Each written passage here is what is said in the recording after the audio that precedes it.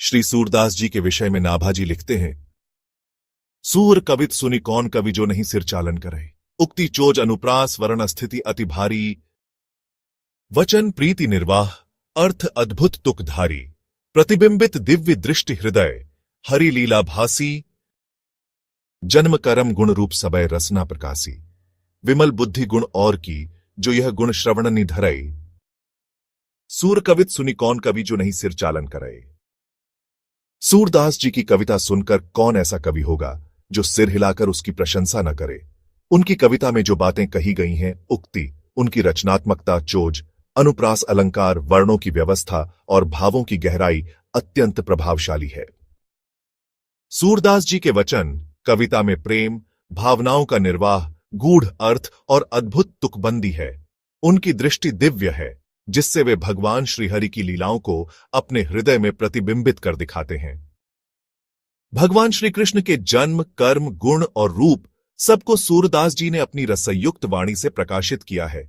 जो व्यक्ति बुद्धिमान है और दूसरों की अच्छाइयों को ग्रहण करता है, वह इस गुणयुक्त कविता को सुनकर अवश्य ही प्रभावित होगा। सूरदास जी उद्धव जी के अवतार हैं। उद्धव जी भगवान श्री कृष्ण के प्राण प्रिय सखा थे। भगवान ने उन्हें वृंदावन व्रज में भेजा। व्रज की रज में एकाकार होकर उद्धव जी ने व्रज रस और व्रज की महिमा को आत्मसात किया।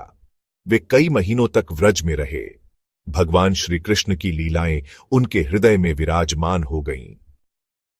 वहां से लौटने के बाद उद्धव जी के मन में यह प्रबल भावना उत्पन्न हुई कि मैंने व्रज में रहकर गोपियों, ग्वालबालों, गायों, बछड़ों, यमुना जी और संपूर्ण व्रज की कोमलता, लता पता और मधुरता को ठाकुर जी की कृपा से अनुभव किया है। अब मैं इस व्रज के रस और व्रज की लीलाओं का गान करूं। ठाकुर जी ने उन्हें हृदय से लगाकर कहा, इसीलिए तो मैंने तुम्हें व्रज में भेजा था। शुकदेव जी इन लीलाओं का वर्णन तत्वात्मक, सूत्रात्मक अर्थात स्त्रोतात्मक रूप में करेंगे, परंतु तुम्हें व्रज रस को सूर सागर के रूप में प्रकट करना है। इस रस को अद्वैत अर्थात अद्वितीय रूप से संप्रेषित करने का कार्य इस कलयुग में तुम्हारे द्वारा ही होना है। अतः तुम सूरदास जी रूप में प्रकट होकर लीला करो। यह परम भाव, परम रहस्य परम भक्त रघुराज सिंह जी ने अपनी रचना राम रसिकावली ग्रंथ में प्रकट किया है। सूरदास जी के साहित्य में व्रज के श्याम की बोलचाल, रहन सहन आदि का प्रत्यक्ष प्राकट्य है। इसे वही व्यक्ति भलीभांति समझ सकता है जिसने व्रज में जन्म लिया हो या व्रज की रज में जीवन जिया हो। नाभाजी अपने छप्पे में पहले तो सूरदास जी की कविता की प्रशंसा करते हैं, फिर प्रतिबिंबित दिव्य दृष्टि हृदय हरिलीला भासी कहकर यह बताते हैं कि सूरदास जी की दृष्टि साधारण नहीं थी, वह दिव्य थी। उनके हृदय में श्रीहरि की लीलाएं प्रत्यक्ष रूप से प्रकट होती थीं। वे संकेत करते हैं कि सामान्य कवि अक्सर कल्पना के आकाश में उड़ते रहते हैं और लेखनी से कुछ रच देते हैं जो केवल बौद्धिक कल्पना का उत्पाद होता है। सूरदास जी के हृदय में श्रीहरि की लीलाएं स्वयं प्रकट होती थीं। उनकी रचनाओं का एक एक अक्षर अनुभूति से जन्मा है, कल्पना मात्र नहीं है। भागवत तथा अन्य पुराणों में जहां जहां श्री कृष्ण की चर्चा आई है, उन सभी प्रसंगों को सूरदास जी ने अपने साहित्य में कहा ही है। परंतु केवल वही नहीं, कुछ ऐसी लीलाओं का वर्णन भी सूरदास जी के साहित्य में मिलता है जो पुराणों में नहीं है। ऐसे प्रसंग जिनका उल्लेख अन्यत्र कहीं नहीं मिलता, वे भी सूरदास जी की वाणी में प्रकट होते हैं। कुछ लीलाएं तो स्वयं ठाकुर जी ने सूरदास जी के सम्मुख प्रकट की और उन्होंने उन्हें आंखों से देखकर लिखा। जैसे कालिय दमन प्रसंग में भागवत में गेंद खेलने का कोई उल्लेख नहीं है, परंतु सूरदास जी ने उसी प्रसंग में कंधुक लीला यानी गेंद खेलने की लीला का सजीव वर्णन किया है। यह लीला ठाकुर जी ने स्वयं उन्हें दिखलाई थी, इसलिए उन्होंने उसका वर्णन किया है। इसका समाधान नाभाजी ने हृदय हरिलीला भासी कहकर किया है। सूरदास जी ने केवल शांत, दास्य, सख्य, वात्सल्य और श्रृंगार रस ही नहीं गाए, बल्कि रौद्र, हास्य और वीभत्स रस तक की अभिव्यक्ति भी की है, क्योंकि उनके ठाकुर सभी रसों के स्वरूप में हैं। अष्टसखा भक्तमाल ग्रंथ में भी सूरदास जी की भक्ति और उनके साहित्य की महिमा का उल्लेख मिलता है। इस ग्रंथ में वर्णित है, ठाकुर जी एकांत निकुंज में श्री किशोरी जी के साथ विराजमान हैं और वहीं यह चर्चा चल रही है कि द्वापर युग समाप्त हो गया, अब कलयुग का आगमन हो चुका है, अब तमोगुण की प्रधानता है, सब कुछ शास्त्र विरुद्ध हो चला है। यदि ये साधारण जीव मेरी लीलाओं से विमुख हो जाएंगे तो और भी अधिक क्लेश में पड़ जाएंगे। हमें ऐसा कोई उपाय करना चाहिए कि कलयुग में भी जीवों को कुछ तो सहारा मिले। श्री जी ने कहा, प्यारे, मुझे तो यही उचित प्रतीत होता है कि जब तक जीव आपके लीला चरित्रों से विमुख रहेगा तब तक उसकी विपत्ति का नाश नहीं हो सकेगा।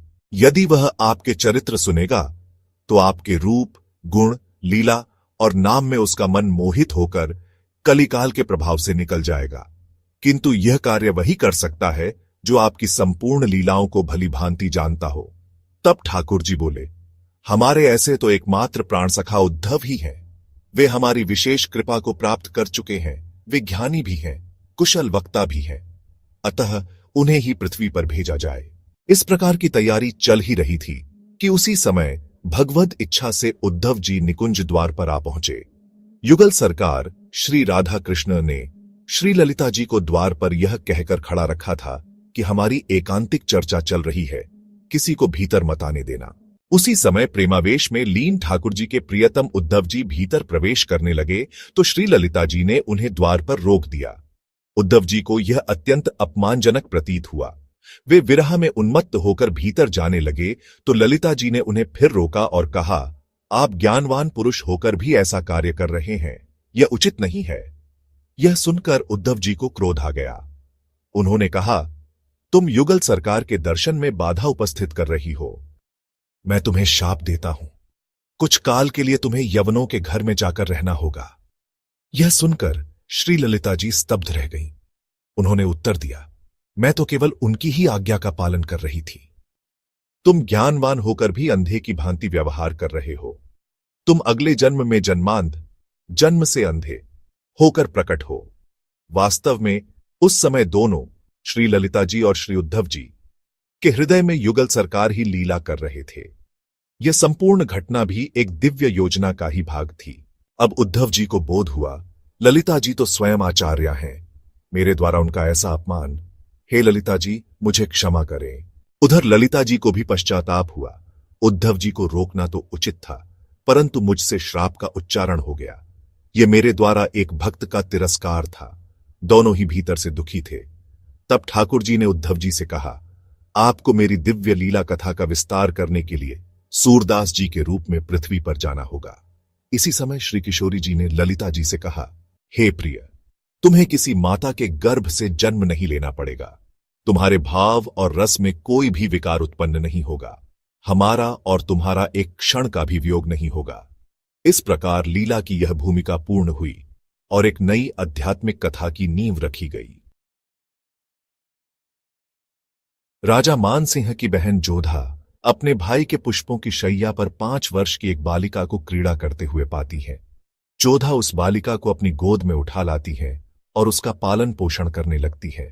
इस बात की जानकारी बादशाह अकबर को नहीं होती। वह बालिका सदा भाव विह्वल अवस्था में रहती। जब वह 8 वर्ष की हुई तो वह कन्या जोधा की सिंगार पेटी खोलकर श्रृंगार करती, स्वच्छ वस्त्रों और आभूषणों से सजती। वह बालिका महल की छत पर झरोखे में बैठकर निःशब्द दृष्टि से आकाश की ओर अपलक निहारती रहती। जोधा पूछती है, बेटी तू इतना सिंगार करके छत पर एकांत में क्यों बैठती है?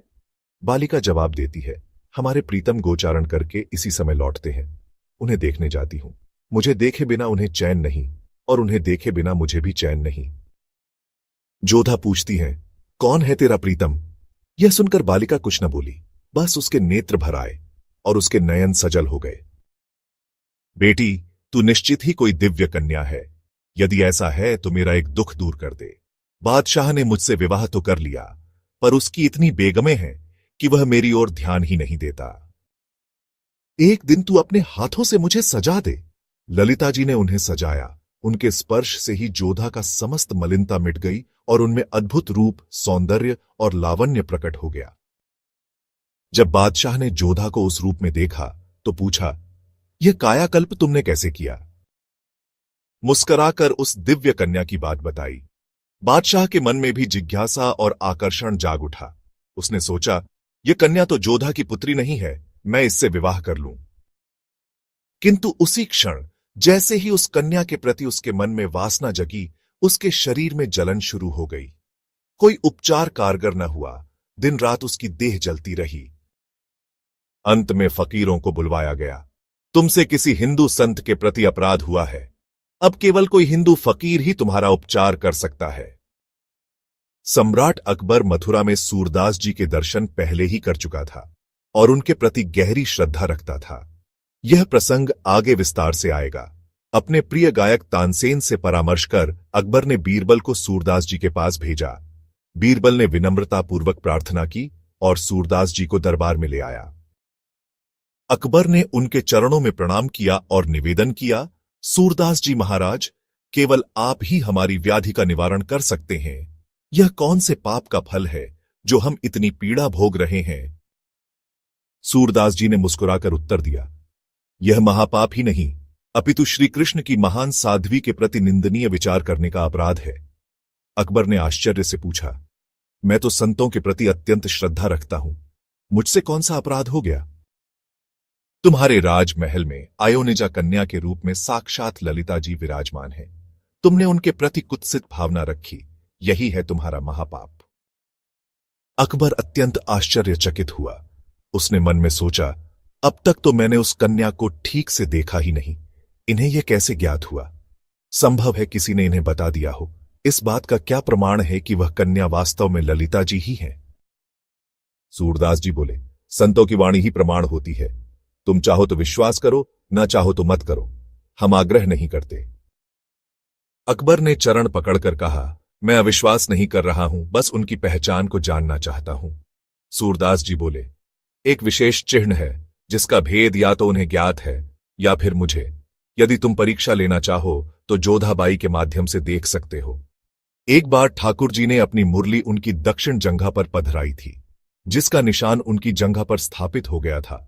उस कन्या की जंघा पर बांसुरी का चिन्ह अंकित है, वही उनका सत्य रूप सिद्ध करेगा। जोधाबाई ने देखा तो वास्तव में जैसा सूरदास जी ने बताया था वैसा ही चिन्ह कन्या की जंघा पर बना हुआ था। अकबर के मन में ललिता जी के दर्शन करने की तीव्र इच्छा जाग उठी। उसने आज्ञा दी कि राजकुमारी को दरबार में प्रस्तुत किया जाए। उस समय वह केवल 9 वर्ष की थीं। दरबार में प्रवेश करते समय उन्होंने किसी को प्रणाम नहीं किया। उनके अंग की आभा से सारा सभा मंडल आलोकित हो उठा। अकबर सहित सभी दरबारी स्वयं उठकर खड़े हो गए। मुझे दरबार में किस लिए बुलाया गया है? अकबर ने विनयपूर्वक कहा, शहजादी, हमने आपको कष्ट इसलिए दिया कि बाबा ने आपका परिचय दिया है। कौन है बाबा? सूरदास जी ने प्रणाम करके कहा, ललिता, तू ही बोधत शाहजहां, अर्थात हे ललिता, सम्राट अकबर स्वयं तुम्हें जानना चाहता है। कन्या ने कहा, उद्धव, तजी श्याम, तुम आए कहां? अर्थात हे उद्धव, जब श्याम को ही छोड़ दिया तब तुम यहां क्यों आए? इतना कहकर उन्होंने केवल एक शब्द कहा, कृष्ण, और उसी क्षण योगाग्नि में प्रवेश कर स्वयं को अग्नि को समर्पित कर दिया। दोनों का परिचय हो चुका था।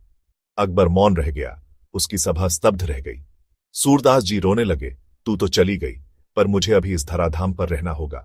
वे 105 वर्षों तक इस पृथ्वी पर विराजमान रहे। यहां एक शंका उत्पन्न हो सकती है कि उसी समय वृंदावन में स्वामी हरिदास जी भी विराज रहे थे और कहा जाता है कि वे भी ललिता जी के ही अंशावतार थे।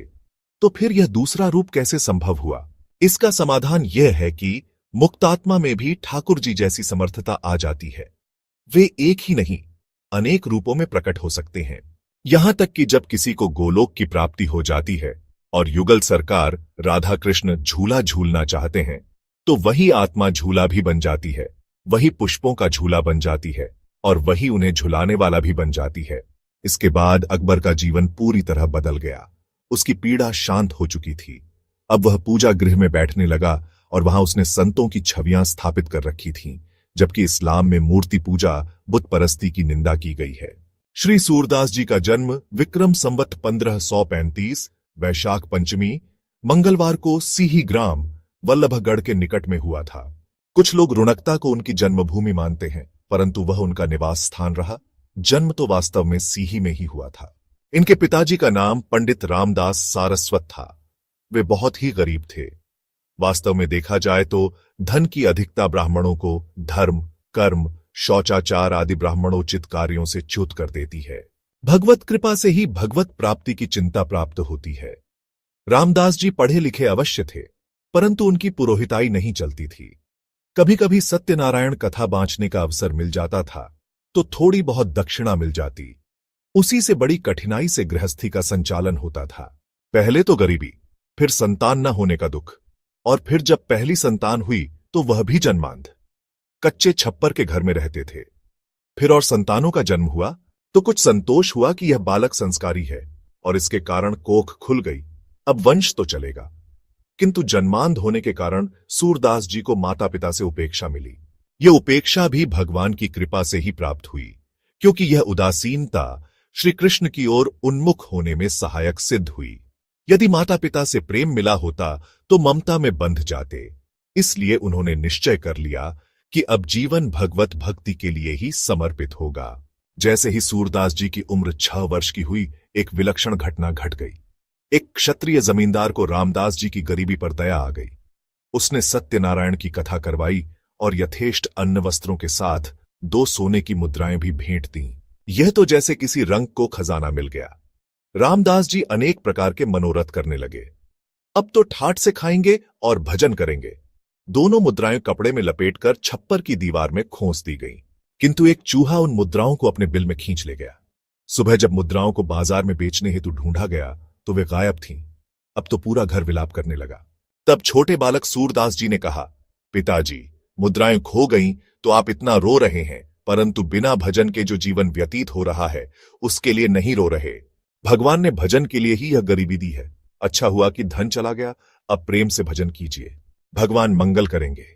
वे विश्वंभर हैं, पहले भी भरण पोषण कर रहे थे, आगे भी करते रहेंगे। पिताजी को ऐसा लगा जैसे किसी ने जले पर नमक छिड़क दिया हो। उन्होंने गुस्से में कहा, बड़ा भारी ज्ञानी बनता है। जब से तू हमारे घर आया है तब से तो हमारी गरीबी और बढ़ती ही जा रही है। तू तो अभागा है, करता ही क्या है? जिंदगी भर तुझे ही खिलाते रहेंगे क्या? यह सुनकर सूरदास जी शांत स्वर में बोले, पिताजी, आप उन 2 मोहरों के लिए मुझ पर इतने कठोर शब्द कह रहे हैं। मैं बता सकता हूं कि मोहरें कहां हैं, पर एक शर्त है। मोहरें बताने के बाद मैं इस घर में नहीं रहूंगा। आप लोगों को यह भ्रम है कि इस अंधे का भरण पोषण आप कर रहे हैं, परंतु मैं किसी प्राणी के सहारे नहीं हूं। मैं तो उस परमेश्वर के सहारे हूं जो समस्त संसार का पालन करता है। भगवान की माया देखिए। माता पिता भी मान गए। सूरदास जी ने विस्तार से बताया, इस दिशा में इतने कदम जाओ, इतना जमीन खोदो, वहीं मोहरें मिलेंगी। माता पिता ने वैसा ही किया। मोहरें मिल गईं। घर में फिर से प्रसन्नता लौट आई। किंतु सूरदास जी जैसे बैठे थे वैसे ही उठे और बिना कुछ कहे चलने लगे। अब तो माता पिता रोने लगे, पर सूरदास जी ने प्रेम पूर्वक कहा, हम दुखी होकर नहीं जा रहे हैं। हम तो जानते हैं अपने प्यारे ठाकुर की लीला। अब तुम्हारे दरिद्रता के दिन समाप्त हुए। सभी सुखी और प्रसन्न रहो। अब हम अपने ठाकुर के सहारे जीवन बिताएंगे। 5 वर्ष की आयु में श्री ध्रुव जी ने सतयुग में गृह त्याग किया था। उसी प्रकार सूरदास जी ने भी कलयुग में 5 वर्ष की ही आयु में गृह का त्याग किया है। युग को ध्यान में रखते हुए देखा जाए तो सूरदास जी का यह त्याग अत्यंत महान और विलक्षण है। वैराग्य ही वह पात्र है जिसमें ज्ञान और प्रेम टिकते हैं। भक्ति महारानी वृंदावन पधारी, किंतु वे रो रही थीं, क्योंकि उनके पुत्र ज्ञान और वैराग्य शिथिल और दुर्बल हो गए थे। इसका तात्पर्य यह है कि यदि कोई साधक अपने हृदय रूपी वृंदावन में भक्ति को किसी प्रकार स्थिर भी कर ले, फिर भी यदि ज्ञान और वैराग्य वहां पुष्ट नहीं है तो भक्ति वहां टिक नहीं सकती। वह हृदय में रहते हुए भी अश्रु बहाती रहती है और कहती है, यह स्थान मेरे योग्य नहीं है, अब मैं यहां से पलायन कर जाऊंगी। लेकिन ऐसा ज्ञान और वैराग्य भी हमें नहीं चाहिए जिसके आगमन से भक्ति ही चली जाए। इसलिए कहा गया है कि हमें ऐसी भक्ति चाहिए जो ज्ञान, कर्म आदि से आवृत, ढकी हुई न हो, बल्कि जिसमें ज्ञान और वैराग्य अंग बनकर सहज रूप से विराजमान हो, न कि उसे ढंक लें। और भक्ति क्या है? भक्ति वह है जो नित्य है, जो कभी नष्ट नहीं होती। भक्ति वह है जो स्वयं श्री कृष्ण को भी बांध लेती है। भक्ति वह है जो प्रेम रूपा होकर सहसा हृदय में प्रकट हो जाती है। तभी तो कहा गया, भक्ति सुतो तो तरुणो गृहीत्वा प्रेमैक रूपा सहसा विरासीत श्री कृष्ण गोविंद हरे मुरारे नाथेति नामानि मुहुर्वर्धन्ति। अर्थात वह बालक हो या तरुण, जब प्रेममयी भक्ति हृदय में प्रकट होती है तो वह बार बार श्री कृष्ण गोविंद हरे मुरारे नाथ नाम का संकीर्तन करते हैं। जब भक्ति महारानी प्रकट हुई तभी से महापुरुषों के चरित्रों में हम वैराग्यपूर्ण जीवन शैली को देखते हैं। वर्तमान काल में भी ऐसे संतों में गिरिराज वाले बाबा संत पंडित श्री गया प्रसाद जी की अद्भुत वैराग्यमयी रहनी अत्यंत प्रेरणादायक है। हम उन्हीं के प्रेरणा स्वरूप ठाकुर दास जी बाबा को मानते हैं। आज की स्थिति में जब परिग्रह संपत्ति संचय अपनी चरम सीमा पर है, ऐसे समय में ज्ञान और वैराग्य के बिना उस निष्ठा में भजन करना संभव नहीं है जिस निष्ठा की वास्तव में आवश्यकता है। हम शास्त्रों के अध्ययन का पूर्णतः निषेध नहीं कर रहे, किंतु एक प्रेमी भक्त के लिए बहुत अधिक पन्ने लिखने या पढ़ने की आवश्यकता नहीं है। उसके लिए इतना ज्ञान ही पर्याप्त है कि और कोई समझे या न समझे, हमको इतनी समझ भली है, ठाकुर नंद किशोर हमारे हैं और हमारी ठकुराइन वृषभानु लल्ली हैं, और उनकी प्राप्ति में जो भी बाधक तत्व हैं, हम उन्हें कोटि शत्रु के समान मानते हैं। यही परम श्रद्धा है और यही सच्चा ज्ञान और वैराग्य है कि युगल सरकार की प्राप्ति में जो भी चित्त वृत्तियों को विचलित करने वाले तत्व हैं, उन्हें अपने हृदय से पूर्णतया हटा देना ही साधना है। सूरदास जी की आयु तो 6 वर्ष भी पूरी नहीं हुई थी और कोई मार्ग दिखाने वाला गुरु या संत भी पास में नहीं था। फिर भी सूरदास जी 4 कोस की दूरी तक पैदल चले और एक सरोवर के किनारे पीपल के वृक्ष के नीचे बैठकर भगवत स्मरण में लीन हो गए। सायंकाल के समय एक धनाढ्य ब्राह्मण अपनी खोई हुई गायें ढूंढता हुआ वहां आया। वह गांव-गांव जाकर जोर-जोर से पुकारने लगा, भैया, मेरी 10 गायें खो गई हैं। यदि कोई बता देगा कि वे कहां हैं तो मैं उन 10 में से 2 गायें बताने वाले को इनाम स्वरूप दे दूंगा। सूरदास जी को दया आ गई। भैया, गायें तो तेरी हैं, तू 10 की 10 अपने ही पास रख, लेकिन तू बहुत दुखी दिख रहा है, इसलिए मैं बता देता हूं। यहां से अमुक दिशा में 1 कोस की दूरी पर अमुक व्यक्ति की घुड़साल में तेरी सारी गायें बंधी हुई हैं। ब्राह्मण आश्चर्य में पड़ गया। उसने सोचा, यह छोटा सा बालक जिसे दिखता भी नहीं, उसे यह कैसे पता चला? वह सचमुच जाकर देखता है तो गायें वहीं बंधी हुई मिल जाती है। वह अत्यंत प्रभावित हुआ और सूरदास जी को 2 गायें देने लगा। सूरदास जी बोले, भैया, हम गायें पालने नहीं, भजन करने आए हैं। हम तो ठाकुर जी के सहारे हैं। उनकी इस त्याग और वैराग्यपूर्ण वाणी से ब्राह्मण अत्यंत प्रभावित हुआ। उसने श्रद्धापूर्वक उनके लिए एक सुंदर कुटी बनवा दी, चारों ओर बाड़ लगाकर, ऊपर छप्पर डालकर, जैसे एक छोटा सा आश्रम हो। उसने सूरदास जी की सेवा के लिए 2 ब्राह्मण सेवक भी नियुक्त कर दिए और कहा, तुम वेतन लो और इनकी सेवा करो। ये हमारे गुरुदेव हैं, इनको कोई कष्ट नहीं होना चाहिए। देखिए, एक वृद्ध ब्राह्मण ने मात्र 6 वर्ष के बालक को गुरु रूप में स्वीकार कर लिया, क्योंकि त्याग, वैराग्य और भगवत प्रेम उम्र नहीं देखते, वे तो हृदय की शुद्धता से प्रकट होते हैं। सूरदास जी का समय आनंदपूर्वक व्यतीत होने लगा। वे कभी पढ़ने लिखने नहीं गए, परंतु जन्मजात कवित्व शक्ति उनके भीतर विद्यमान थी। वे स्वयं पदों की रचना करते और उनका मधुर गायन भी करते थे। उनके पदों में ज्ञान का प्रकाश और भोग विलास की नश्वरता का विशेष निरूपण होता था। इस प्रकार वे वहां 12 वर्षों तक रहे। उनके सैकड़ों शिष्य हो गए जो उन्हें गुरु मानकर भजन कीर्तन में लीन हो गए। अब तो उनके दर्शन के लिए लोगों की भीड़ लगी रहती थी। कुछ लोग अजीब अजीब प्रश्न लेकर आते, बाबा, हमारी भैंस खो गई है, मिल जाएगी क्या? बाबा, हमारे बेटा पैदा होगा या नहीं? बाबा, मेरी बेटी की शादी कब होगी? सूरदास जी के मन में विचार उठा, मैं तो हरिभजन करने निकला था, कपास काटने नहीं। क्या इसके लिए घर छोड़ा था? मैं दूसरों को ज्ञान और वैराग्य का उपदेश दे रहा हूं और स्वयं मेरी दशा क्या होती जा रही है। सूरदास जी अर्धरात्रि को चुपचाप अपना भरा पूरा आश्रम छोड़कर निकल गए और व्रजमंडल की ओर प्रस्थान कर गए। जैसे गंगा जी जब पर्वतों से निकलती हैं तो बड़ी बड़ी शिलाओं को चूर चूर कर आगे बढ़ती है, और जब सागर में प्रवेश कर जाती हैं तो यह पहचानना कठिन हो जाता है कि कौन गंगा है और कौन सागर।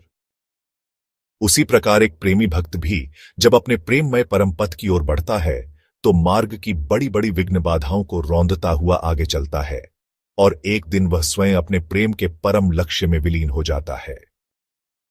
सूरदास जी भी केवल शरीर पर एक वस्त्र धारण किए हुए, प्रतिष्ठा को सुख दुख के समान तुच्छ समझते हुए भजन पथ पर अकेले ही निकल पड़े। इस समय की एक घटना बिल्वमंगल जी की घटना से मिलती जुलती बताई जाती है। यद्यपि नाभाजी द्वारा रचित मूल छप्पा छंद में इसका स्पष्ट उल्लेख नहीं है, फिर भी लोक परंपराओं और भक्त चरित्रों में यह वर्णन मिलता है कि एक बार ठाकुर जी स्वयं सूरदास जी की लाठी पकड़कर उन्हें मार्ग दिखा रहे थे। धीरे धीरे चलते चलते एक क्षण ऐसा आया जब सूरदास जी ने ठाकुर जी का हाथ पकड़ लिया। तब ठाकुर जी बोले, बाबा तू अपनी लाठी ही पकड़, हमारा हाथ क्यों पकड़े है? सूरदास जी ने विनम्रता से उत्तर दिया, अंधे की लाठी पकड़ने के लिए मेरे गोपाल ही आ सकते हैं और कोई नहीं आ सकता। जब ठाकुर जी ने अपना हाथ छुड़ाने का प्रयास किया तब सूरदास जी ने भाव विह्वल होकर कहा, बाह छुड़ाए जात हो निर्बल जान के मोही, हृदय ते जब जाओगे सबल बदोंगो तो ही। अर्थात तुम मुझे कमजोर समझकर मेरी बाहें छुड़ाने की कोशिश कर रहे हो, जब तुम मेरे दिल से जाओगे तो मैं तुम्हें मजबूत कहूंगा।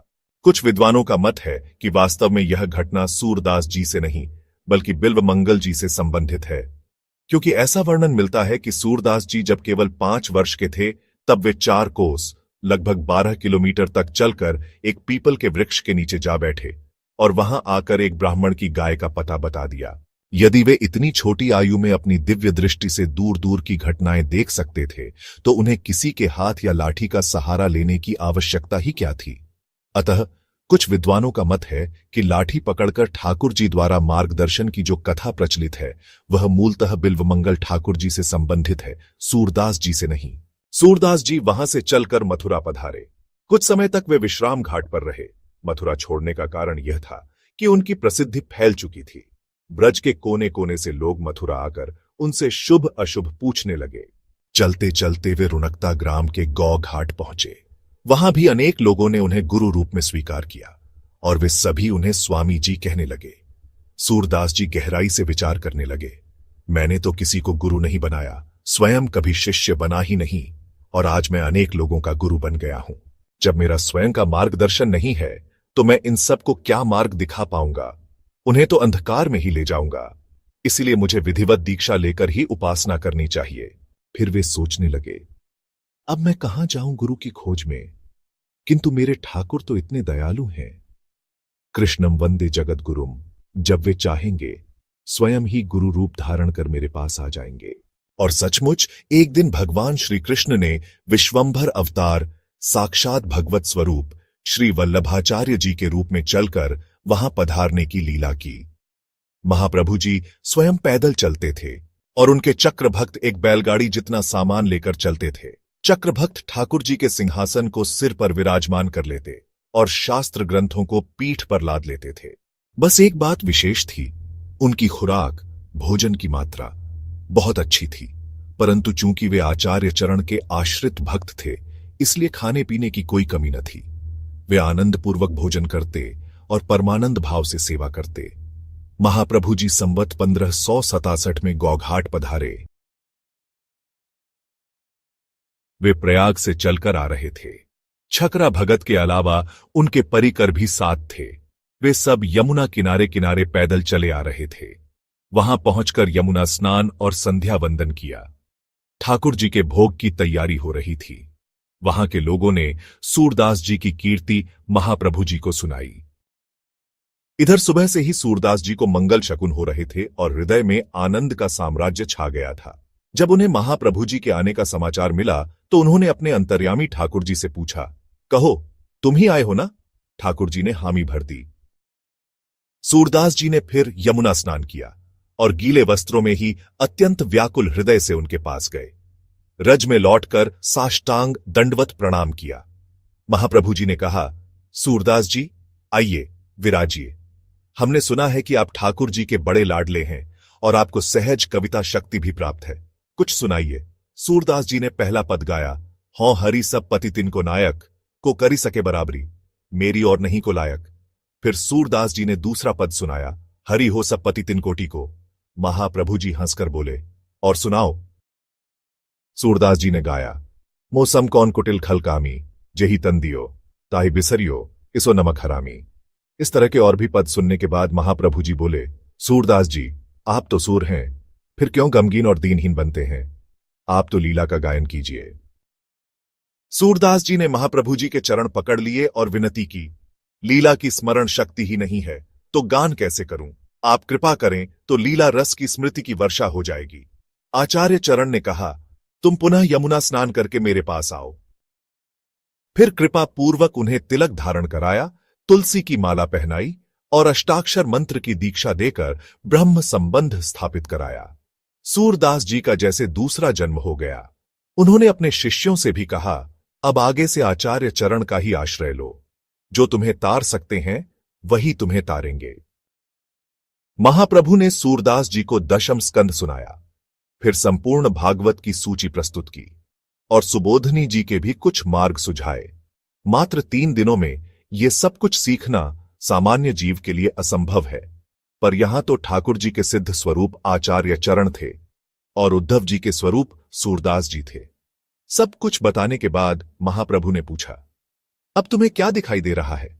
सूरदास जी ने उत्तर दिया, आचार्य चरण, आपकी गोदी में नील सरोवर सा एक लाला विराजमान है जो मुस्कुराकर किलकारियां भर रहा है। अच्छा, लाला के दर्शन हो रहे हैं। अब आगे क्या दिख रहा है? अब एक नई लीला हो रही है, सभी नंदित हो रहे हैं। यशोदा जी की गोदी में लाला विराजमान है, दर्शन हो रहे हैं। हां, हो रहे हैं। बताओ अब क्या दिख रहा है? तब सूरदास जी ने गाया, ब्रज भयो महर कैंपूत। जब यह बात सुनी आनंद लोग गोकुल गंत गणी। इस लंबे पद में सूरदास जी ने नंदोत्सव का अत्यंत विस्तार से वर्णन किया। अभी तक वे रचना के लिए पूर्वाभ्यास करते थे, पर अब वाणी सहज प्रवाहित हो गई। महाप्रभु जी की आंखों से अश्रुधारा बह निकली। जितने भी लोग वहां उपस्थित थे सब सूरदास की काव्य संधु में डूब गए। महाप्रभु जी ने पूछा, सूरदास जी, इस क्षण आपकी स्थिति कैसी है?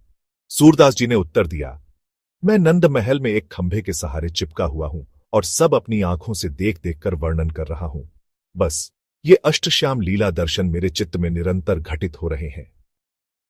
महाप्रभु जी ने कहा, सूरदास जी, अब तुम्हारा नंदालय में प्रवेश हो चुका है। तुम्हारी क्या इच्छा है? सूरदास जी ने प्रार्थना की, अब तो मेरी सारी इच्छाएं आप ही को समर्पित हैं। मैं सर्व विधि से आपका हूं। आप जो चाहें वैसा ही करिए। फिर महाप्रभु जी उन्हें अपने साथ गोकुल ले आए। वहां साष्टांग दंडवत कर रज में लौटने लगे, जिससे सूरदास जी भाव विभोर हो गए। अंत में महाप्रभु जी ने पुनः पूछा, अब क्या अनुभव कर रहे हो? तब सूरदास जी ने उन दिव्य लीलाओं का अद्भुत वर्णन किया। शोभित कर नवनीत लिए, घुटरुणी चलत रेणु तन मंडित मुक्तदि लेप किए, चारु कपोल लो लोचन गोरोचन तिलक दिए, लट लटकनी मनु मत्त मधुप गणमादक मधुहिम पिए, कठुला कंठ वज्र केहरी नख राजत रुचिर हिए, धन्य सूर एको पल इही सुख का सतकल्प जिए। अर्थात उन होठों पर माखन लगे हुए हैं जिससे वे और भी आकर्षक दिख रहे हैं। उनका तन रेत के बीच जैसे चल रहा हो और उनके सुंदर मुख पर दधि की सुगंधित लेपना की गई है। सिर की लट लटिकाएं मनमोहक और मदिरा के अश्रु सी मदक कर देने वाली है, मानो मधु पीकर मदिरा हो गई हो। उनके नख हीरे जैसे तेजस्वी हैं और उनका कंठ आकर्षक चांदी की तरह उज्ज्वल है। वह एक क्षण भी धन्य हो गया। यहां उधर का सुख का कल्प सब त्याग कर बस इसी सौंदर्य में जीवन व्यतीत करना चाहता हूं। यह वर्णन कल्पना से नहीं, जो कुछ दिख रहा था वही सूरदास जी ने कहा। महाप्रभु जी विहल होकर बोले, सूरदास जी, आपको और क्या दिखाई दे रहा है? तब सूरदास जी ने फिर गाया, प्रथम करी हरि माखन चोरी, गोलिन मन इच्छा पूर्ण करी, आप भय व्रजखोरी, मन में यह विचार करते, हरि व्रज के घर घर सब जाऊं, गोकुल जन्म लिया सुख कारण, सबके माखन खाऊं, बाल रूप जासुमती मोहे, जाने गोपिन मिल सुख भूग। सूरदास यूं कहत प्रेम सौ, ये मेरे व्रज के लोग। सबसे पहले कृष्ण ने माखन चोरी की, जिससे ग्वालिन की मनोकामना भी पूरी हो गई। स्वयं को व्रजखोरी कहकर कहता है कि मेरा स्वभाव ही माखन चोरी का है। बाल रूप में जो श्री यशोदा के कंकरोले आंगन को मोह लेता है, उसी बाल रूप ने गोपियों को, जिनके साथ मिलकर भूल भुलैया खेलता है, अपूर्व आनंद का अनुभव कराया। सूरदास जी प्रेम से कह उठते हैं, ये सब मेरे व्रजवासी हैं। महाप्रभु जी अत्यंत प्रसन्न हुए और उन्हें गोकुल में नवनीत प्रिय लाला जी का कीर्तन करने के लिए नियुक्त किया गया। वहां उन्हें प्रत्येक क्षण लीला दृष्टिगोचर होती। मंगला से लेकर संध्या तक जो जो लीलाएं घटित होती उनका ही गायन करते रहे। कुछ काल पश्चात महाप्रभु जी ने उन्हें जीतपुर जैतपुरियां आने का आदेश दिया। वहां श्रीनाथ जी का दर्शन करवाकर महाप्रभु जी ने कहा, अब इन्हें कुछ सुनाओ। आपने सुनाया, अब मैं नाच्यो बहुत गोपाल, काम क्रोध को पहिरी चोलना, कंठ विषय की माल, महामोह के नूपुर बाजत, चलत असंगत चाल, भ्रम भोयो मन भयो, पखावज चलत असंगत चाल, तृष्णा नाद करती घट भीतर, नाना विधि दैताल, माया को कटी फेंटा बांध्यो, लोभ तिलक दियो भाल, कोटिक कलाकाची दिखाराई, जलथल सुधी नहीं काल, सूरदास की सभय अविद्या दूरी करो नंदलाल। हे गोपाल, अब मैं बहुत नाच चुका। काम और क्रोध का जामा पहनकर, विषयों की माला गले में डालकर, महामोहग्रस्त होने से निंदा करने में ही मुझे सुख मिलता है। नाचता रहा, भ्रम से भ्रमित मन ही पखावज मृदंग बना। कुसंग रूपी चाल में चलता हूं, अनेक प्रकार के ताल देती हुई तृष्णा हृदय के भीतर नाद कर रही है। कमर में माया का फेटा बांध रखा है और ललाट पर लोभ का तिलक लगा लिया है। जल थल में स्वांग धारण कर कितने समय से, यह तो मुझे स्मरण नहीं, करोड़ों कलाएं मैंने भली प्रकार दिखलाई हैं। हे नंदलाल, अब तो सूरदास का सारा अज्ञान दूर कर दो। गदगद कंठ और अश्रुपूरित नेत्रों से जब सूरदास जी ने यह पद गाया तो महाप्रभु जी ने हृदय से लगाते हुए कहा, सूरदास जी, आप इतने दीनहीन क्यों हो रहे हैं? आपकी अविद्या तो श्री जी ने पहले ही हर ली है। मुझे तो यह स्पष्ट हो रहा है कि आप अविद्याग्रस्त जीवों के प्रतिनिधि बनकर श्रीनाथ जी से प्रार्थना कर रहे हैं। अब श्रीनाथ जी की अष्टयाम सेवा में नियुक्त होने के बाद उन्होंने चंद्र सरोवर के समीप पारासौली स्थान को अपने निवास के लिए स्वीकार किया, क्योंकि यहीं सरस्वती कल्प में महारास हुआ था। वे वहीं 73 वर्ष तक रहे। यह एक महापवित्र स्थली है, क्योंकि यहां निवास करते हुए उन्होंने 73 वर्ष निरंतर भजन किए। वर्तमान में भी उनकी भजन कुटी यहीं संरक्षित है और इसी स्थान पर सूर श्याम गौशाला की भी स्थापना हुई है। सूरदास जी प्रतिदिन चंद्र सरोवर में स्नान करके सीधे श्रीनाथ जी के मंदिर पहुंचते, वहां मंगला आरती में पद गायन करते, फिर राजभोग तक मंदिर में विराजमान रहते। उसके बाद वे पारासौली लौटकर भजन ध्यान में लीन हो जाते और पुनः उत्थापन उठाने के समय मंदिर में उपस्थित होकर ग्वाल आरती में सम्मिलित होते। वल्लभ कुल की यह परंपरा है कि ठाकुर जी को शीघ्र शयन करवाया जाता है। इसका भावार्थ यह है कि ठाकुर जी गायें चराकर आगमन के पश्चात थकान से ओतप्रोत हैं। वे यशोदा मैया की गोद में उछल कर चढ़ आए हों और थोड़ी भोगशाला का स्वाद लेकर दिवास्वप्न की स्थिति में विश्राम करना चाहते हों। एक बार सूरदास जी ने पाया कि आने वाले गांव में कुछ लोग चौसर जुआ खेल रहे हैं। उन्हें यह देखकर बहुत कष्ट हुआ कि श्रीनाथ जी की ध्वजा के नीचे रहते हुए भी ये लोग माया में लिप्त हैं। वे पासे फेंकते हुए कह रहे थे, ये 17, ये 12। सूरदास जी ने उन्हें प्रेम पूर्वक समझाया बुझाया और यह पद गाया, मंथन कर सोच विचार, भक्ति बिना दिन भगवान दुर्लभ, कहते हैं वेद शास्त्र बारंबार। साधु की संगति कर, छोड़ दे पासे का जुआ, जिह्वा से नाम जप और छोड़ दे माया की हवा। अब जो दांव लगा है वह है तेरा अंतिम अवसर। इससे पहले भी हार चुका है तू, अब न कर देरी, जा उस पार। 17, 18, 5 की पुकार छोड़, इन 5 इंद्रियों को जीत, दूर कर लोभ, मोह और विकार। 3 नेत्रों से देख, विवेक की ओर चौराहे पर खड़ा तू भ्रमित, अब मत भटको, कर विचार। काम क्रोध के जंजाल में भूल गया तू सच्चा मार्ग, माया रूपी ठगनी ने ठगा, अब न हो फिर से शिकार। सूरदास कहते हैं, श्रीहरि का पद भजन ही असली सौदा है, बाकी सब व्यर्थ है। इसे जान, इस भाव में अपना ताप उतार। महात्मा की वाणी में तप का जल होता है और हृदय में विराजमान होते हैं भगवान के चरण कमलों का मकरंद। उस मकरंद की जो सुगंध होती है वह साधारण नासिका से नहीं, कानों से सूंघी जाती है। जब यह दिव्य वाणी कानों के माध्यम से हृदय तक पहुंचती है तो अनेकों जन्मों की वासनाओं की दुर्गंध स्वतः समाप्त हो जाती है और मन, चित्त, हृदय सब भगवान के चरण मकरंद की सुगंध से सुवासित हो उठते हैं। सभी व्रजवासी जो जुए में लिप्त थे उन्होंने तुरंत चौसर छोड़ दी और सूरदास जी के चरणों में गिर पड़े। सूरदास जी ने कहा, भैया हमारे पावन में प्रवेश करो। कहां मिलेगा ऐसा आचार्य चरण आश्रय? उनके चरणों का आश्रय ले लो।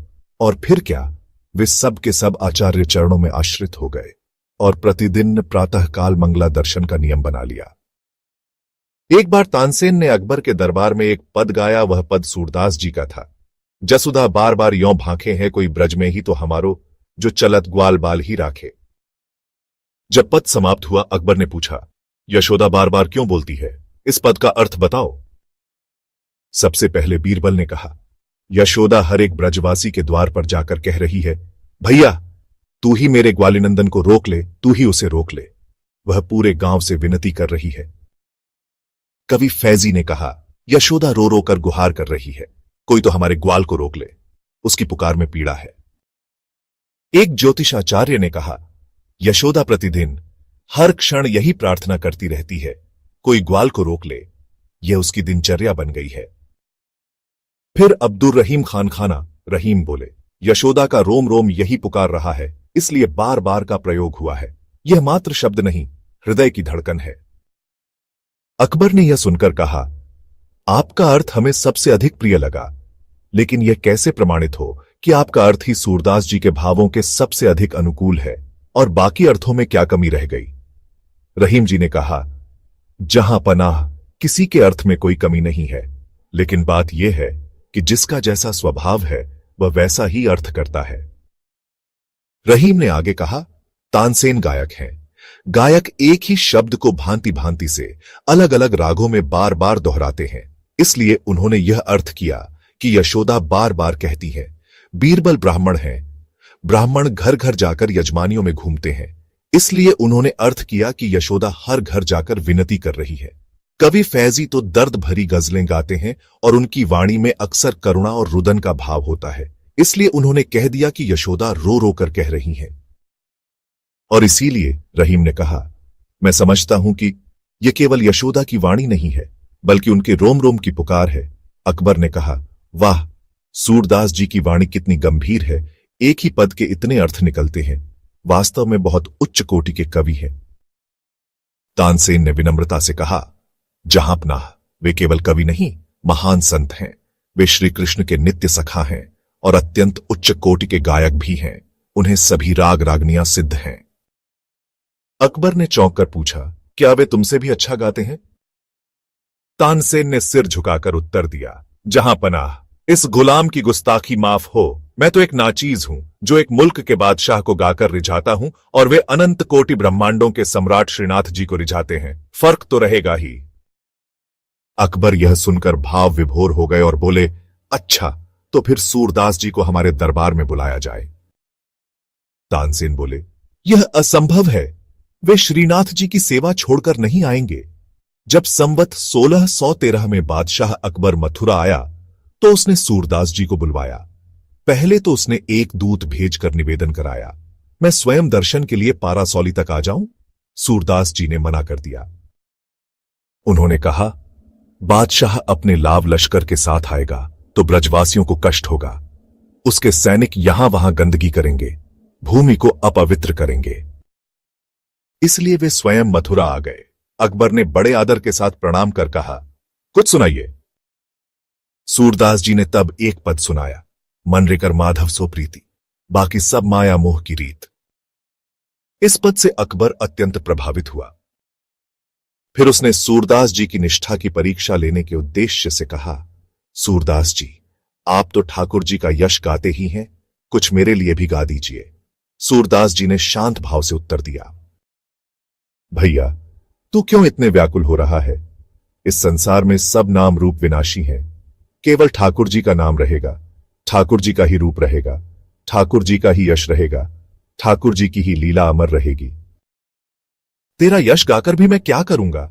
मेरे गाने से ना तुझे कोई लाभ होगा। बादशाह ने सूरदास जी से कहा, बाबा, हमें तो बादशाहत भी ठाकुर जी की ही बख्शी हुई है। बड़े बड़े लोग हमारा यश गाकर पुरस्कार पाते हैं, आप भी कुछ कहिए, कुछ गाइए। सूरदास जी ने उसकी बातों को ध्यान से सुना और फिर शांत स्वर में तानपुरा उठाया, मन में रहो, नहीं ठौर भैया, तेरे घुसने की जगह मेरे मन में है ही नहीं। इस मन में तो केवल नंदनंदन समाये हैं। अब किसी और को कहां से लाऊं? जागते, उठते, चलते फिरते हर पल उसी मधुर मूर्ति का ही चिंतन रहता है। एक क्षण के लिए भी वह रूप मन से हटता नहीं। फिर मैं किसी और का यश कैसे गाऊं? अकबर यह सुनकर स्तब्ध रह गया। उसने विनम्र होकर प्रणाम किया और कहा, बाबा, अपराध क्षमा करें। आप सच्चे संत हैं। आपके हृदय में केवल ठाकुर जी ही विराजमान हैं। फिर सूरदास जी ने जो पद सुनाया उसकी अंतिम पंक्ति थी, श्यामगात सरोज लोचन ललित मुकुटी मृदुहास सूर ऐसे दरस कारण मरत लोचन की प्यास। अर्थात श्याम वर्ण का सुंदर शरीर, कमल जैसे नेत्र, ललित मुकुट, मधुर मुस्कान, ऐसे श्री कृष्ण के दर्शन के लिए मेरी आंखें तड़प तड़प कर मर रही हैं। अकबर ने फिर पूछा, किंतु बाबा, आप तो जन्मांध हैं, फिर आपकी आंखों में दर्शन की प्यास कैसे है? सूरदास जी मुस्कुराए और बोले, भैया बादशाह, आंखों वाले तो इस जग में बहुत हैं, पर दर्शन की प्यास किन आंखों में है? देखना अलग बात है और तड़पना, वह तो अंतर की बात है। तभी तानसेन ने हस्तक्षेप किया और कहा, जहां पनाह, आपको यह शंका नहीं करनी चाहिए कि इन्हें दर्शन नहीं होता। जिन नेत्रों से वास्तविक दर्शन होता है उनका इन भौतिक नेत्रों से कोई संबंध नहीं है। वह दिव्य नेत्र होते हैं और इन्हीं दिव्य नेत्रों से सूरदास जी को नित्य दर्शन हो रहे हैं। अकबर ने फिर पूछा, यदि दर्शन हो रहा है तो फिर सूरदास जी मरत लोचन की प्यास क्यों कहते हैं? तानसेन मुस्कुराए और बोले, जहां पनाह, इस प्रश्न का उत्तर तो केवल सूरदास जी ही दे सकते हैं। सूरदास जी ने कहा, भैया, यह तो पैदाइशी प्यास है। इसे वही जान सकता है जिसे उसका अनुभव हुआ हो। भगवान के दर्शन होते हुए भी आंखों की प्यास बुझती नहीं, बल्कि वह और तीव्र होती चली जाती है। यह अनुभव तुम नहीं कर सकोगे। एक बार भाई जी हनुमान प्रसाद जी पौद्दार के पास एक सज्जन पहुंचे और बोले, हमने प्रमाणित संतों से सुना है कि आपको भगवान के दर्शन होते हैं। इस विषय में कुछ बताइए। भाई जी ने मुस्कुराकर उत्तर दिया, भैया, मैं इतना ही कहूंगा कि भगवत दर्शन के लिए कलयुग से उत्तम कोई काल नहीं है। पर मुझे दर्शन हुआ या नहीं, इस विषय में मेरा मौन रहना ही उचित है। यदि मैं कह दूं कि दर्शन हुआ तो शायद आपके मन में यह आ जाए कि कलयुग में दर्शन कहां। ये अपनी प्रतिष्ठा बनाने के लिए ऐसा कह रहे हैं, या फिर आप किसी और से कहेंगे तो वह यह सोच सकता है कि ये तो अपना प्रचार कर रहे हैं। और यदि मैं कहूं कि दर्शन नहीं हुआ तो आप सोचेंगे, इतने संतों ने तो कहा है कि इन्हें दर्शन हुआ है, तो झूठ थोड़े ही कहेंगे। दर्शन तो हुआ ही होगा, बस विनम्रता के कारण ऐसा कह रहे हैं। इसलिए तुम्हारे ऐसे प्रश्न के लिए मौन ही उचित है। लेकिन इतना अवश्य कहूंगा, ईमानदारी से भजन में लग जाओ। जिस दिन सच्ची व्याकुलता जाग जाएगी उसी पल दर्शन हो जाएंगे। जब मुगल सम्राट अकबर ने सूरदास जी का भक्ति रसयुक्त गायन सुना तो उन्होंने गदगद होकर उन्हें प्रणाम किया और कुछ जागीर देने की इच्छा प्रकट की। परंतु सूरदास जी ने अत्यंत विनम्रता से कहा, भैया, ठाकुर जी का नाम ही हमारा धन है। हम इस जागीर का क्या करेंगे? कृपया मुझे शीघ्र ही वापस भेज दीजिए। ठाकुर जी की सेवा का समय हो रहा है। सूरदास जी की भक्ति देखकर गोसाई श्री विट्ठलनाथ जी सदैव प्रयास करते कि सूरदास जी उनके निकट रहे, क्योंकि उनकी उपस्थिति से लीला सुख की प्राप्ति होती रहती थी। एक बार गोसाई जी ने सूरदास जी से कहा, सूरदास जी, हमारे साथ गोकुल चलिए। आज्ञा पाकर सूरदास जी कुछ समय के लिए गोकुल निवास करने लगे और नित्य कृष्ण जी को सुंदर सुंदर पद सुनाने लगे। एक दिन गोसाई जी ने संस्कृत में एक पद लिखा और यह भी बताया कि उसमें कौन सा राग, ताल आदि उपयुक्त होगा।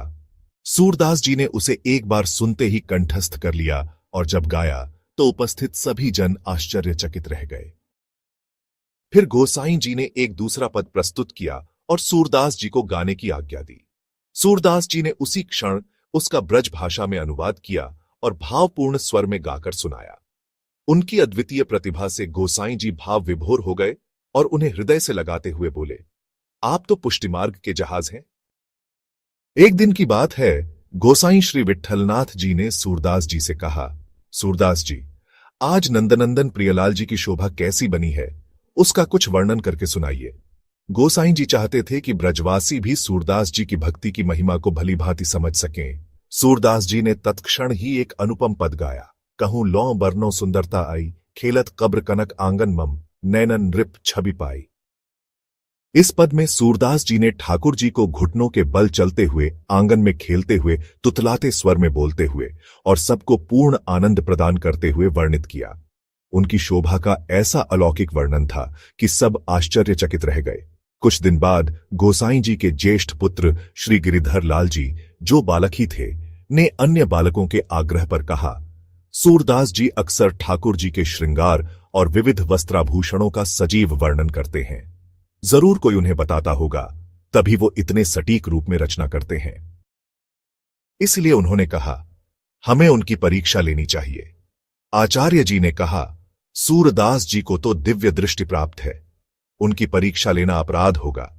परंतु गिरिधर लाल जी ने तुरंत विनम्रता से उत्तर दिया, हमें अपराध दृष्टि से नहीं, प्रेम विनोद की भावना से ही उनके समीप जाना चाहिए। यहां कोई नई लीला प्रकट होगी जिससे न केवल प्रेम का रस बहेगा, बल्कि सूरदास जी की महिमा और भी प्रकाशित होगी। एक दिन मौसम में उमस और गर्मी अधिक थी। उस दिन गिरिधर लाल जी ने ठाकुर जी का अत्यंत विलक्षण श्रृंगार किया। गर्मी के कारण उन्होंने केवल छोटे छोटे मोतियों से ही ठाकुर जी का संपूर्ण श्रृंगार किया, यहां तक कि उन्हें अंगूठी तक नहीं पहनाई गई थी। जब ठाकुर जी का पर्दा हटाया गया, तब उपस्थित सभी भक्तों ने कहा कि अब सूरदास जी ठाकुर जी की इस शोभा का वर्णन करें। सूरदास जी ने अपनी दिव्य दृष्टि से जो दर्शन किया, उसे शब्दों में ढालते हुए बोले, देखे री हरि नंगम नंगा, जल सुत भूषण अंग बिराजत, बसनहीन छवि उठत तरंगा, अंग अंग प्रति अमित माधुरी, निरखी लजित रति कोटि अनंगा, देखे री हरि नंगम नंगा। अर्थात, हे सखियों, देखो श्रीहरि नग्न स्वरूप में प्रकट हुए हैं। यह नग्नता कोई लज्जास्पद नहीं, बल्कि यह तो निर्मलता, निस्संगता और आत्मिक सौंदर्य की निशानी है। हरि अपने नैसर्गिक सौंदर्य में है, बिना आडंबर, बिना वस्त्र। जलसुत यानी मोती, जल की संतान। उनका अंग ऐसा दीप्तमान है मानो मोतियों का आभूषण हो। वहां कोई कृत्रिम गहना नहीं, बल्कि स्वयं शरीर की आभा ही आभूषण बन गई है। वह बिना वस्त्र के हैं, फिर भी उनकी छवि में ऐसी दिव्यता है कि प्रेम और सौंदर्य की तरंगें उठ रही हैं। यह तरंगें भक्तों के हृदय में आनंद और भक्ति की लहरें पैदा कर रही हैं। उनके शरीर का प्रत्येक अंग अमित, असीम माधुर्य से भरा है, जिसे देखकर कोई भी मोहवश नहीं, बल्कि भक्तिवश हो जाए। पद के अंत में सूरदास जी ने भाव विभोर होकर कहा, तिलक दधि सत्त मुख ले मन भरी, सूर हंसत ब्रज जो तिन संगा। अर्थात, जिसने ठाकुर जी के मुख पर माखन का तिलक देखा और उनका मुख पार विहार करते प्रेम से मन भर गया, वही सच्चे ब्रजवासी हैं। यह पद सुनकर वहां उपस्थित ब्रजबालकों ने हर्षित होकर कहा, सूरदास बाबा, आपने आज कैसा विलक्षण पद गाया है। जय हो आपके चरणों की। सूरदास जी बोले, जैसा दिव्य श्रृंगार हमारे आचार्य करते हैं, वैसा ही उसका गायन इस सेवक ने किया है। सूरदास जी ठाकुर जी के भोग प्रसाद को किंचित मात्र ही लेते थे। उनके लिए भोग प्रभु का था और प्रसाद स्वरूप ही कुछ स्वीकारते थे। एक सच्चे संत के लिए मधुकरी भिक्षा अत्यंत पवित्र और मर्यादित मानी गई है। जैसे भंवरा अनेक पुष्पों से थोड़ा थोड़ा रस लेकर फूल को कोई कष्ट नहीं देता, उसी प्रकार सूरदास जी भी अनेक गृहस्थों के यहां से थोड़ा थोड़ा अन्न लेते। वे कभी भी किसी एक से पूरी रोटी नहीं लेते थे। चुटकी चुटकी आटा या छोटे छोटे टुकड़े लेकर उसे अपने कंडे की आंच पर बाटी की तरह सेंक कर खाते। भिक्षा के पीछे देने वाले की कोई कामना नहीं होनी चाहिए, यही उनका नियम था। यदि देने वाले की कोई सांसारिक इच्छा उस भिक्षा में जुड़ जाए और वह अन्न पेट में चला जाए, तो भजन में बाधा उत्पन्न होती है। इसीलिए सूरदास जी का नियम था कि केवल निष्काम भाव से मिली टुकड़ा टुकड़ा रोटी ही ग्रहण करें। यह उनकी वैराग्यपूर्ण जीवन शैली और शुद्ध भक्ति पथ का प्रमाण है, जहां पेट की भूख से अधिक प्रभु की स्मृति और मर्यादा को महत्व दिया गया। परासौली ग्राम का ही एक बालक गोपाल सूरदास जी की सेवा किया करता था। वह सरल, भोला भाला, किंतु स्वभाव से कुछ चंचल था। एक दिन उसने भिक्षा सूरदास जी के सामने रख दी और फिर गोबर उठाने चला गया। वहां वह कुछ अन्य बालकों से बातचीत में लग गया। गोपाल जल पात्र रखना भूल गया था। इधर सूरदास जी भिक्षा ग्रहण करने लगे तो ग्रास कंठ में अटक गया। उनके प्राण संकट में पड़ गए। उन्होंने हाथ से टटोल टटोल कर जल पात्र ढूंढने की कोशिश की। श्रीनाथ जी से यह देखा नहीं गया। वे उसी क्षण अपनी झारी, सोने की जलपात्र लेकर वहां प्रकट हो गए। सूरदास जी ने उस झारी से जल पी लिया और उनकी जान बच गई। उधर गोपाल को होश आया कि आज वह जल का लोटा रखना भूल गया है। वह दौड़ता हुआ आया तो देखा कि सूरदास जी के पास सोने की झारी रखी है। उसने सूरदास जी के चरणों में गिरकर क्षमा मांगी और पूछा, यह जारी कहां से आई? सूरदास जी रो पड़े और बोले, मैंने जल के लिए गोपाल गोपाल पुकारा तो स्वयं श्रीनाथ जी को मंदिर से चलकर आना पड़ा। अब गांव में चर्चा होने लगी कि यह जारी तो ठाकुर जी के योग्य नहीं रही, क्योंकि वह किसी मनुष्य ने उपयोग कर ली है। तब स्वयं ठाकुर जी ने कहा, अरे सखाओ, मेरे लिए तो यह जारी ही सबसे योग्य है। उस समय सूरदास जी ने गीत गाया, तुम बिन कौन भक्त प्रतिपाले। श्रीनाथ जी का मंदिर गिरिराज गोवर्धन के ऊपर स्थित है। नीचे गोपालपुर नाम का एक गांव बसा हुआ था, जिसे अब जतीपुरा कहते हैं। जतीपुरा में एक लोभी बणिये की दुकान थी। वह दिखावे के लिए सुंदर वल्लभ कुली तिलक लगाता और बहुत सी तुलसी माला पहनता था। वह अक्सर किसी से पूछता, आज कैसा श्रृंगार है? फिर यात्रियों से कहता, भैया जय श्री कृष्ण, जय श्री कृष्ण। फिर वर्णन करने लगता, अरे आज तो ऐसी शोभा हुई है। इस प्रकार वह अपने आप को परम वैष्णव दिखाने का प्रयास करता ही रहता और लोग उसे उत्तम वैष्णव भक्त समझते और उसी के यहां से सामान खरीदते थे।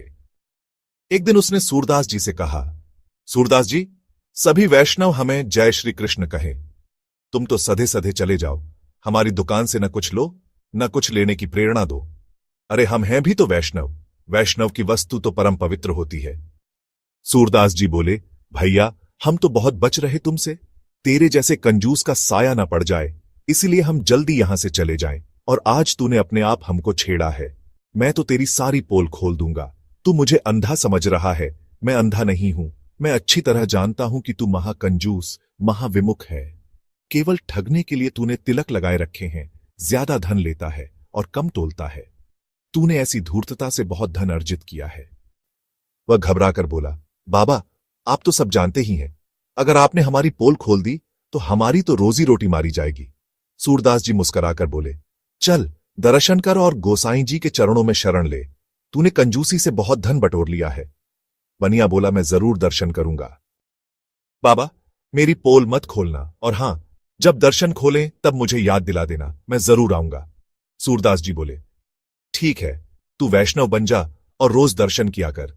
बनिए ने हामी भर दी। अब सूरदास जी पहले ही मंदिर पहुंच जाते और पद गाने लगते। जब दर्शन खुलते तो वह पर्वत से नीचे उतरकर दुकान पर आकर आवाज लगाते, चल भगत, मंगल के दर्शन हो रहे हैं। बनिया बहाना बनाकर कहता, अरे बाबा ये तो बोहनी का समय है, पूरी दुकान किसके सहारे छोड़ दूं? अगर कोई ग्राहक बिना कुछ खरीदे लौट गया तो बोहनी बिगड़ जाएगी। फिर जब सूरदास जी श्रृंगार दर्शन के समय आए तो बनिया ने कहा, सुबह से बैठा हूं बाबा, अभी तक बोहनी नहीं हुई। यही तो समय है जब सबसे ज्यादा लोग आते हैं। राजभोग के समय सूरदास जी फिर बुलाने आए तो उसने कहा, तमाम गायें घूम रही हैं, मैं दुकान पर अकेला हूं। उत्थापन के समय सूरदास जी ने फिर बुलाया तो बनिया बोला, गायों के आने का समय हो गया है बाबा, अगर मैं गया तो मेरा सारा अनाज खा जाएंगी।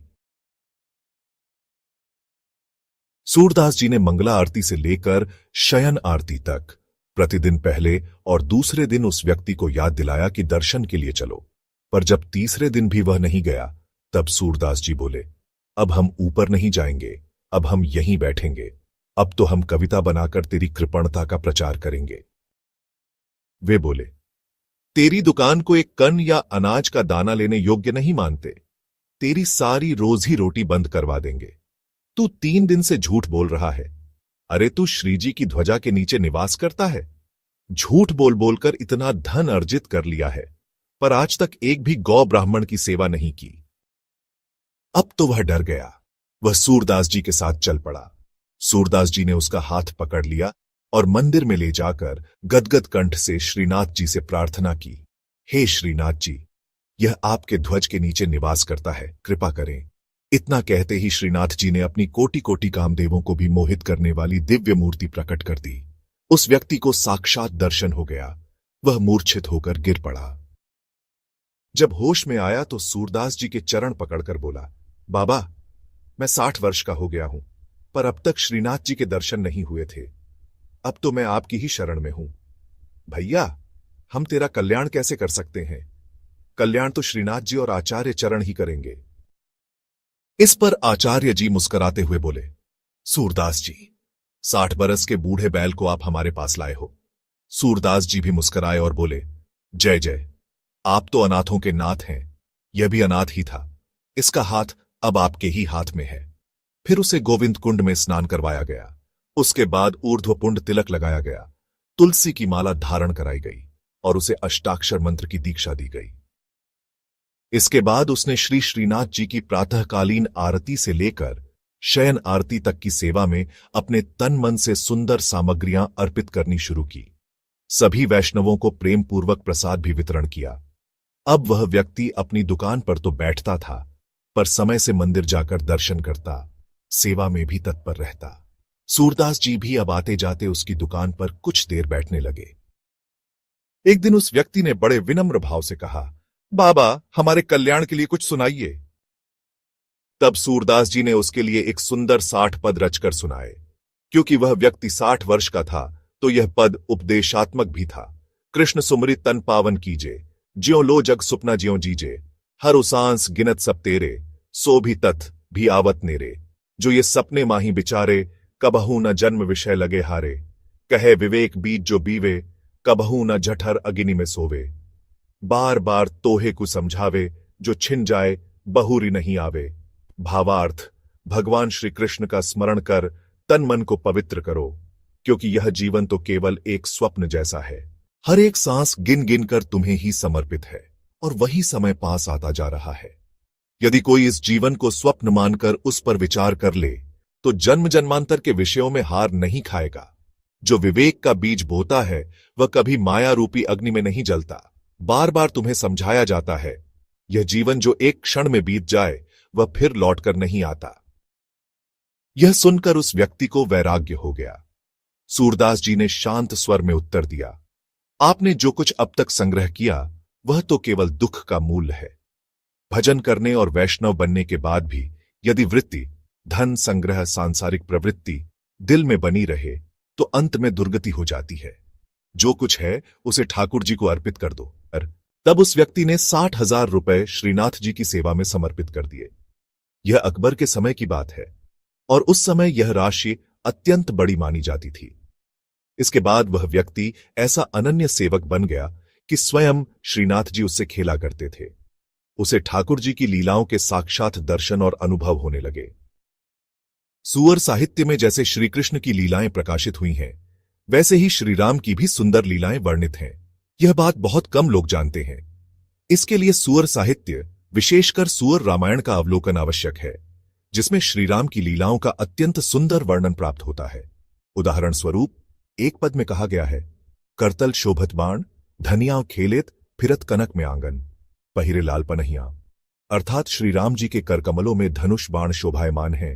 वे अयोध्या के सोने से जड़े आंगन में क्रीड़ा कर रहे हैं और उनके चरणों में लाल पनहिया पायलें शोभित हो रही हैं। संगीत और भक्ति में लीन सूरदास जी के मन में एक दिव्य संकल्प जागा, मैं 1.5 लाख पदों की रचना करूंगा और उन्हें ठाकुर जी को समर्पित कर दूंगा। समय के साथ उनके लगभग 1 लाख पद संग्रहित हो गए। सूरदास जी को ऐसा अनुभव होने लगा कि प्रिय सखा श्री कृष्ण उन्हें अपनी नित्य लीलाओं में बुला रहे हैं। उन्होंने मन में ठान लिया, जब तक मेरे संकल्प के अनुसार पद पूर्ण न हो जाए, तब तक मैं ब्रजभूमि नहीं छोड़ूंगा। उधर श्रीनाथ जी, ठाकुर जी उनके लिए व्याकुल हो उठे। वे स्वयं सूरदास जी के सामने प्रकट हो गए। ठाकुर जी बोले, सूरदास जी, आपका 1.5 लाख पद का संकल्प अब पूर्ण हुआ। तो सूरदास जी कह उठे, जय जय, अभी तक तो मैंने केवल 1 लाख पद ही रचे हैं। इस पर ठाकुर जी मुस्कुराकर बोले, शेष पद मैंने पूरे कर दिए हैं। इन पदों में सूरश्याम की छाप है। अब आप शीघ्र ही मेरी नित्य लीला में सम्मिलित हो जाइए। यह सुनकर सूरदास जी अत्यंत प्रसन्न हुए। उनका हृदय भक्ति, प्रेम और कृपा से भर उठा। सूरदास जी प्रतिदिन मंगला आरती से पूर्व ही मंदिर पहुंच जाते और राजभोग के पश्चात परसौली स्थित अपनी कुटी में लौट आते थे। पर उस दिन कुछ विशेष घटित हुआ। मंगला आरती के साथ ही श्रृंगार आरती में भी सूरदास जी पदगान में इस प्रकार लीन हो गए, मानो अब कुछ बाकी ही न हो। उनकी भक्ति और भावावेश से वातावरण गूंज उठा। विट्ठलनाथ जी इस असाधारण स्थिति को देख चिंतित हो उठे। लगता है अब लीला संवरण, लीला के अंत की तैयारी है। ठाकुर जी अब नित्य निकुंज में ही सूरदास जी को राजभोग कराएंगे। श्रृंगार आरती के पश्चात उन्होंने उसी समय राजभोग अर्पित किया और ठाकुर जी को शयन कराया। फिर शीघ्रता से सूरदास जी की कुटी की ओर दौड़े। उधर सूरदास जी का शरीर दुर्बल हो गया था। वे शीतल रजरानी पर अपनी कुटी में शिथिल अवस्था में लेटे हुए थे। गोस्वामी विट्ठलनाथ जी के साथ अन्य सेवक और संत भी वहां पहुंच गए। श्री चतुर्भुजदास जी ने कोमल स्वर में कहा, हे सूरदास जी महाराज, परम दयालु गोसाई जी महाराज स्वयं पधारे हैं। सूरदास जी ने दोनों हाथ जोड़कर वंदन किया और कहा, इस अधम का इस अवस्था में प्रणाम स्वीकार करें। उनके शरीर में उठने की सामर्थ्य नहीं थी। गोस्वामी जी की आंखों से अश्रुधारा बह चली। उन्होंने बड़े प्रेम से अपना कर कमल उनके मस्तक पर रखा और उनका सिर अपनी गोद में ले लिया। धीरे से बोले, कहो सूरदास जी, कैसे हो? सूरदास जी बोले, जय जय वो भाग्यशाली है जिसका मस्तक आपकी गोद में आ गया। ऐसे में उससे क्यों पूछें कि वह कैसा है?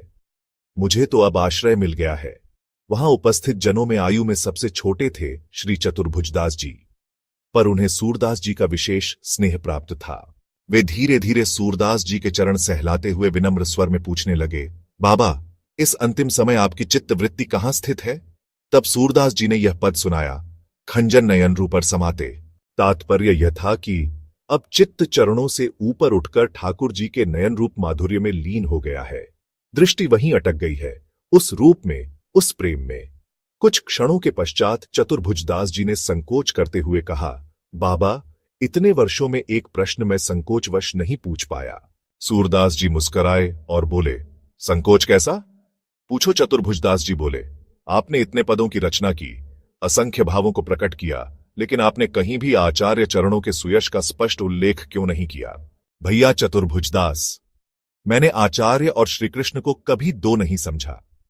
मैंने तो अपनी 1.5 लाख पदों की वाणी में आचार्य सुयश ही गाया है। फिर भी यदि आप चाहें कि मैं दोनों के यश का एक साथ स्पष्ट वर्णन करूं, तो सुनिए यह पद जिसमें दोनों का गुणगान समाहित है। भरोसो दरद इन चरणन रो, श्रीवल्लभ नखचंद्र छटा, बिनु सब जग माही अंधेरो, साधन और नाही या कली में, जासु होई निबेरो, सूर कहे कहे द्वैद अंधेरो, बिनु मूल को चेरो। इसमें दोनों का यश समाहित है। इसका एक अर्थ यह है, श्री अतिश्री, अर्थात वह श्री जो श्री हरि श्री कृष्ण का आश्रय लेकर स्वयं को अर्पित कर देता है। या फिर श्री वल्लभ का अर्थ है श्री कृष्ण के प्रियतम और वल्लभाचार्य जी जो स्वयं भी आचार्य हैं। उनकी नखचंद्र छटा के बिना तो यह सारा संसार अंधकारमय प्रतीत होता है। कलयुग में उनके चरणों की शरण लिए बिना और कोई साधन शेष नहीं बचता। जिसने उनके चरणों का आश्रय ले लिया वही वास्तव में श्री कृष्ण से निकट है, अन्यथा श्रृंखला संबंध से वह ठाकुर जी के पास होता चला जाता है। मैं तो ऐसा सेवक हूं जिसका मूल ही आचार्य चरण है, उनके बिना मेरा कोई अस्तित्व नहीं। सूरदास जी ने गागर में सागर भर दिया। एक ही पद में आचार्य महिमा और श्री कृष्ण महिमा को ऐसा समाहित कर दिया मानो दो नहीं, एक ही तत्व के रूप में दोनों घटित हो रहे हों। इस पद का गायन करते ही सूरदास जी की विह्वलता और अधिक बढ़ गई। नेत्रों से अश्रुधारा बहने लगी, शरीर में ज्वर तीव्र हो गया और वे व्याकुलता से कांपने लगे। सब लोग चकित हो उठे। जिन्होंने जीवन भर श्रीनाथ जी का यश गाया, जिनका शरीर पुष्पमाला के समान होना चाहिए था, उनकी मृत्यु के समय यह इतना अपार कष्ट क्यों? चारों ओर वातावरण गमगीन हो गया। सबकी आंखों में आंसू भर आए। तब चतुर्भुजदास जी ने विनम्रता से कहा, बाबा, आपने जीवन भर श्रीनाथ जी का यश गाया है। आपको गिरिराज जी की तरहटी मिली हुई है। आचार्य की अंक में आपका मस्तक सदैव विराजमान रहा है। श्री जी का चरण स्पर्श आपको प्राप्त है। व्रज की रज धूल आपके शरीर से सजी है, तो फिर आपको किस बात का कष्ट है? सूरदास जी रुदन करते हुए हिचकी लेने लगे और बोले, जिस व्रजरज व्रज की धूल के मैं सदा सम्मुख रहा, आज उसी को मैं पीठ दिखा रहा हूं। यही बात मेरे लिए सबसे बड़ा कष्ट है।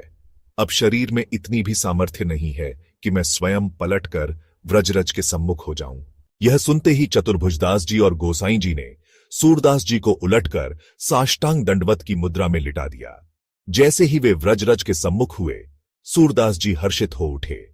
उन्होंने व्रज की रज को आलिंगन में भर लिया और उसी क्षण नित्य निकुंज में श्रीनाथ जी की सेवा में प्रवेश कर गए।